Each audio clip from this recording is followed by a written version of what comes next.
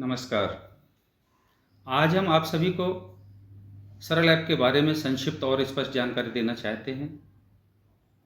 सरल ऐप है क्या और कैसे उसका भारतीय जनता पार्टी के संगठन में उपयोग किया जाता है, उसकी उपयोगिता, उसकी विशेषता और उसके द्वारा हम कैसे अपने कार्यक्रमों को प्रदेश नेतृत्व और केंद्रीय नेतृत्व तक पहुंचाने का कार्य करते हैं, उसके बारे में हम आप सभी के सम्मुख एक छोटा सा प्रेजेंटेशन रखने का प्रयास करेंगे।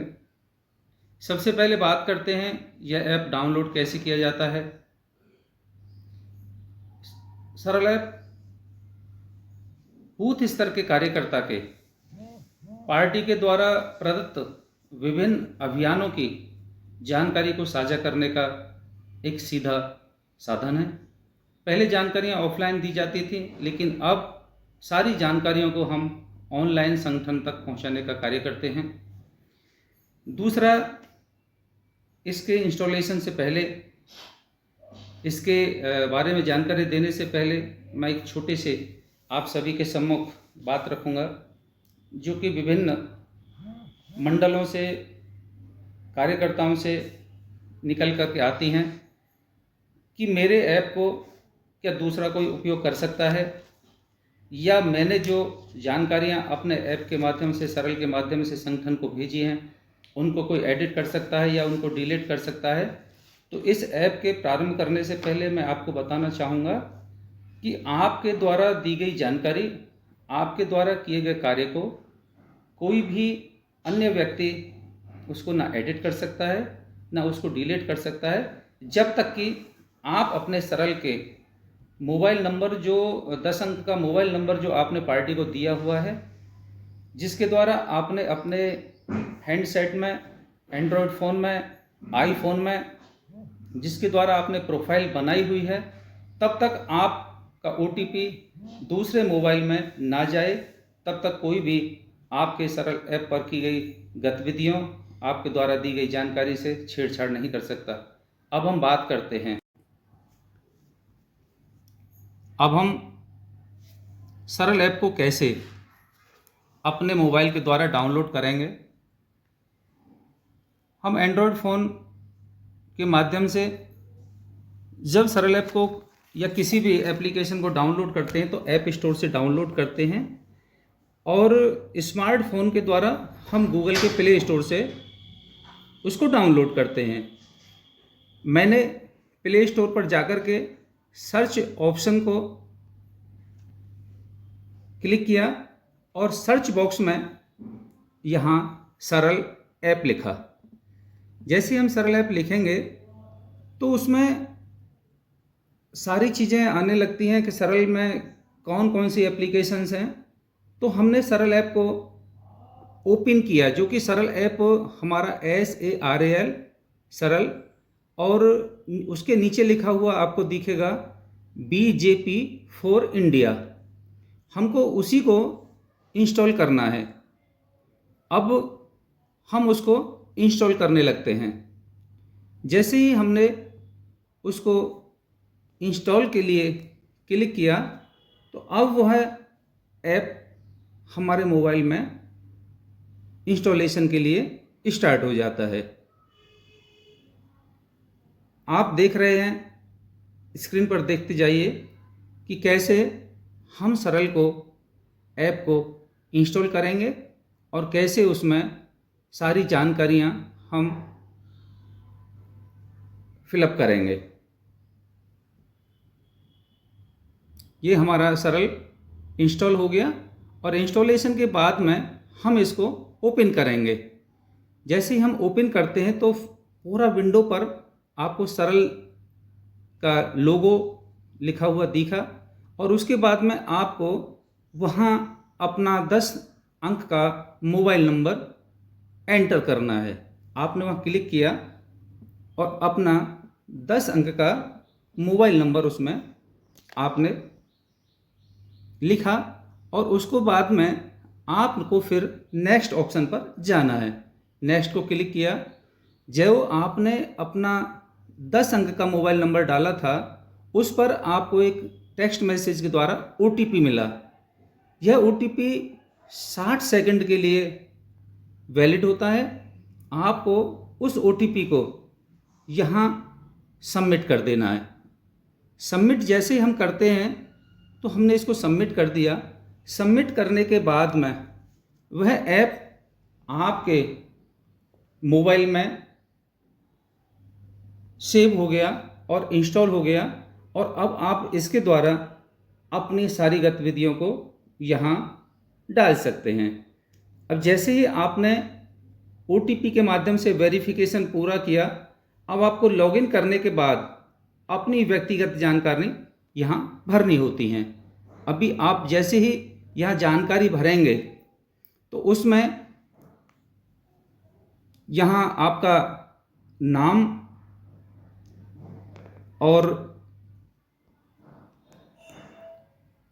Full name, mobile number, email, date of birth, gender, और उसके बाद में आपका religion, category, caste, state, Vidhansabha, voter ID, blood group, ये सारी चीज़ें। जैसे ही विधानसभा हम डालते हैं तो यहाँ विधानसभा को हमको सर्च करना होता है। अब जैसे मेरी विधानसभा जेवर है तो मैंने यहाँ जेवर डाला। जेवर जैसे ही हम यहाँ क्लिक करेंगे तो जेवर को हमने यहाँ हमारा सेव हो गया। उसके बाद में फिर वोटर आईडी नंबर हमको लिखना होगा। ब्लड ग्रुप में जैसे हम ब्लड ग्रुप को क्लिक करते हैं तो वहाँ ब्लड ग्रुप के सारे आ जाते हैं। उसको हम जैसे ही जिसको क्लिक करेंगे वो वहाँ रेंडमली सेव हो जाएगा। पिन कोड, टाउन, स्टेट में हम क्लिक करेंगे तो जो स्टेट होगा उसको हमको सर्च करना होगा। सर्च करने के बाद में जैसे ही हम उत्तर प्रदेश लिखेंगे तो हम उसको, उत्तर प्रदेश हमने लिखा तो उत्तर प्रदेश पर हम नीचे क्लिक करेंगे तो वो सेव हो जाएगा। एजुकेशन के बारे में ये जो जानकारी यहाँ मांगी गई हैं, हमको उन सभी अपनी व्यक्तिगत जानकारियों को यहाँ भरना होता है। उसके बाद में फिर यहाँ से निकल के हमने इसको, ये जो प्रोफाइल है, फ़ोटो भी हम यहाँ अपना लगाएंगे, फ़ोटो भी यहाँ लगा सकते हैं। और ये जो प्रोफाइल है इसको हमको 100% करना होगा। अब ये हमारा 100% करने के बाद में हमारा पूरा ये सरल ऐप कंप्लीट हो गया। अब बात आती है कि हम यहाँ कैसे अपनी जो कार्यक्रम है उनकी जानकारी हम कैसे फिलअप करें। इसके बाद जिस भी कार्यक्रम की जानकारी देनी है, अब जैसे यहाँ हमारे होम पेज पर ये आपको ये बैनर दिख रहे हैं, पंडित दीनदयाल उपाध्याय, उसके बाद में मैगजीन का बैनर आपको दिख रहा है, उसके नीचे मन की बात का माननीय प्रधानमंत्री जी का मासिक कार्यक्रम दिख रहा है। और उसके हम जैसे ही नीचे जाएंगे तो इवेंट्स मॉड्यूल भी आएंगे। लेकिन चूंकि बात कर रहे हैं हम कार्यक्रमों की रिपोर्टिंग की, तो हमने पंडित दीनदयाल उपाध्याय जी अभियान जो चल रहा है हमारा, पंडित दीनदयाल उपाध्याय प्रशिक्षण महाअभियान 2026, तो हमने इसको क्लिक किया क्योंकि हमको जानकारी इसके बारे में अभी हमें भरनी है, देनी है इसका। अब जैसे ही हम इसको करेंगे, पंडित दीनदयाल उपाध्याय प्रशिक्षण महाअभियान को क्लिक किया तो उसमें आ जाते हैं सब इवेंट्स। अब आपको यहाँ सब इवेंट्स सीन कर रहे होंगे। स्टेट लेवल वक्ता ट्रेनिंग वर्कशॉप, इसमें रिपोर्टिंग, वक्ता ट्रेनिंग वर्कशॉप, सेल्फ रजिस्ट्रेशन, इस पर रिपोर्टिंग। उसके बाद में प्रदेश कार्य योजना बैठक जो वर्कशॉप हुई उस पर रिपोर्टिंग। जहाँ जिस अभियान में हमारी उपस्थिति है, जहाँ हम अपेक्षित हैं, हमको सिर्फ उसी पर जाकर के रिपोर्टिंग करनी है। जैसे अब सबसे लास्ट में आ रहा है जिला कार्य योजना मीटिंग वर्कशॉप। अभी जैसे ही मंडलों में यह वर्कशॉप होंगी, मंडलों में प्रशिक्षण होंगे, तो उसकी मंडल की एक यहाँ सब इवेंट्स में नीचे लोगो आना शुरू हो जाएगा।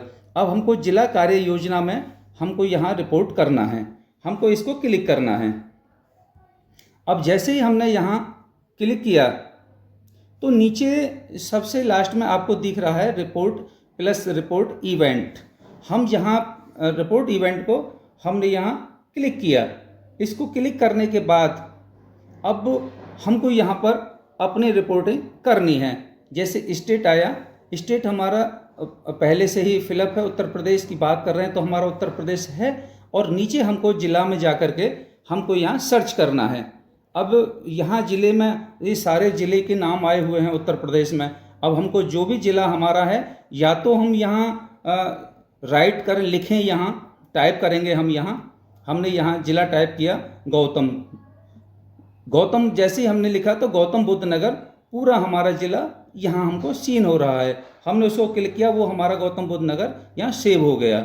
उसके बाद में हम और भी ज़िले हैं, वो सारे ज़िले हम यहाँ सर्च कर सकते हैं, लेकिन क्योंकि हम गौतम बुद्ध नगर की ही बात करेंगे तो हमने गौतम बुद्ध नगर को क्लिक किया और वो हमारा गौतम बुद्ध नगर यहाँ सेव हो गया। उसके बाद में हम चलेंगे नीचे नेक्स्ट ऑप्शन पर। नेक्स्ट ऑप्शन को क्लिक करने के बाद में हमारा जो ये कार्यक्रम है, जो हमारा जहाँ हमारी ज़िला प्लानिंग मीटिंग चल रही है, वर्कशॉप चल रही है, हमको उस स्थान की लोकेशन, फैच करंट लोकेशन हमको वहाँ इसमें फिलअप करनी होगी।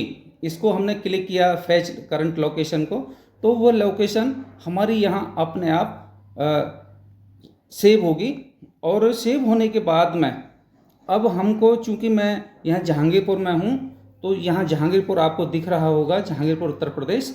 तो इसकी जो फैच करंट लोकेशन है वह यहाँ की आई, और उसके बाद में फिर मैंने इसको नेक्स्ट किया। नेक्स्ट करने के बाद में अब ये date of planning meeting workshop किस डेट में, किस तारीख में हमने ये प्लानिंग मीटिंग वर्कशॉप की है, उसकी डेट को हम यहाँ एंटर करेंगे। अब मैंने यहाँ डेट डाली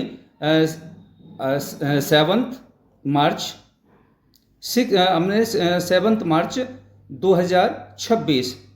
क्योंकि आगे की हम डाल नहीं सकते, अभी जो प्लानिंग मीटिंग हमारी चल रही है वह आज से पहले ही होगी। अभी मैंने 6 मार्च को मैंने यहाँ एंटर किया, 6 मार्च 2026 यहाँ एंटर हो गया प्लानिंग मीटिंग का। तो फिर मैंने इसको नेक्स्ट किया। यहाँ आपको दिखा has the mandal toli team been formed, क्या मंडल टोली का गठन किया गया? तो यहाँ ऑप्शन होंगे कि हाँ, उस प्लानिंग मीटिंग में हमने मंडल टोली का गठन किया, यस किया हमने। यस करने के बाद हम आगे चलते हैं, तो नेक्स्ट करते हैं। नेक्स्ट के बाद में आया कि number of mandal where the mandal toli team be has been formed, कितने मंडलों की टोली हमने बनाई। तो हमारे क्योंकि 11 मंडल हैं, तो मैंने यहाँ लिखा हमने 11 के 11 मंडल की टोली बना दी। तो यहाँ हमने 11 करने के बाद में, अब चूंकि ये मंडल की है तो इसी रिपोर्टिंग होनी है, तो हमने यहाँ नेक्स्ट किया इसको। नेक्स्ट करने के बाद में आया हैज़ द लिस्ट ऑफ मंडल वक्ता बीन प्रिपेयर्ड, क्या मंडल के वक्ताओं की हमने सूची बनाई? तो इसमें भी यस ऑप्शन आया, हमने यस कर दिया। यस करने के बाद में फिर यहाँ आती है अपलोड द लिस्ट ऑफ मंडल वक्ता नेम मोबाइल नंबर टॉपिक्स, ये हमको PDF यहाँ अपलोड करनी है जो हमने बनाई है। अब हमने यहाँ कोई अपनी एक PDF यहाँ हमने क्लिक किया, सेव किया, और उसके बाद में हमने उसको नेक्स्ट किया। नेक्स्ट करने के बाद में फिर upload photo of the planning meeting workshop, उसमें कितने लोगों की हमारी जो प्लानिंग थी उसमें कितने लोग मीटिंग वर्कशॉप में उपस्थित थे, उसका एक हमको यहाँ फ़ोटो लेना है। तो मैंने यहाँ ये फ़ोटो लिया। फ़ोटो हम गैलरी से भी उठा सकते हैं और डायरेक्ट कैमरा से भी हम वहीं शूट कर सकते हैं। मैंने ये फ़ोटो लिया और फ़ोटो लेके उसको मैंने यहाँ ओके किया। ओके करके ये फ़ोटो हमारा यहाँ सेव हो गया और नेक्स्ट ऑप्शन पर हम गए। नेक्स्ट ऑप्शन पर जाने के बाद में हमको यहाँ एक रिमार्क का आता है, हमको इसमें जो हमारी मीटिंग हुई है उसके बारे में हमारा क्या कहना है, हमको यहाँ रिमार्क देना है। रिमार्क देने के बाद में हम इसको कर देंगे सबमिट। जैसे सबमिट किया हमने, तो ये हमारा कार्यक्रम जो था ये कंप्लीट हो गया। अब इसमें एक चीज़ का विशेष ध्यान देना है कि जो भी हमने कार्यक्रम किया है, जो भी हमने रिपोर्टिंग की है, वह कंप्लीट ऑप्शन में जानी चाहिए, कंप्लीट में जानी चाहिए, ना कि वो ड्राफ्ट में जाए। ये कंप्लीट हो ऑल टू इस ड्राफ्ट में नहीं जानी चाहिए। अगर वो ड्राफ्ट में जाती है तो वह इनकम्प्लीट है, उसको हम एडिट कर सकते हैं।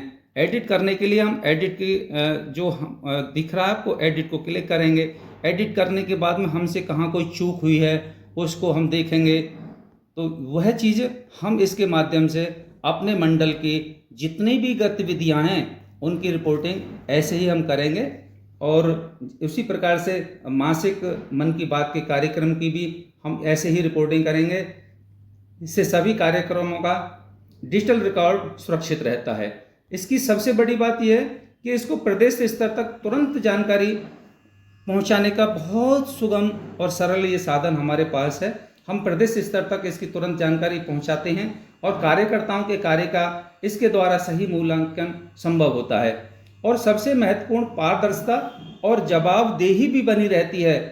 इसलिए हम सभी का कर्तव्य है कि प्रत्येक कार्यकर्ता के मोबाइल में प्रत्येक जानकारी कार्यक्रम की हम सरल ऐप पर अवश्य दर्ज करें, जिससे कि हम जो पार्टी का कार्य कर रहे हैं वह कार्य केंद्रीय नेतृत्व और प्रदेश नेतृत्व तक सीधे पहुँचे।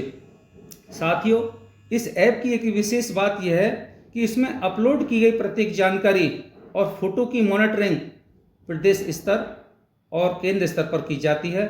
इससे कार्यक्रमों में हमारी रुचि बनी रहती है और हमारी गंभीरता भी इसके द्वारा पार्टी को दिखती है।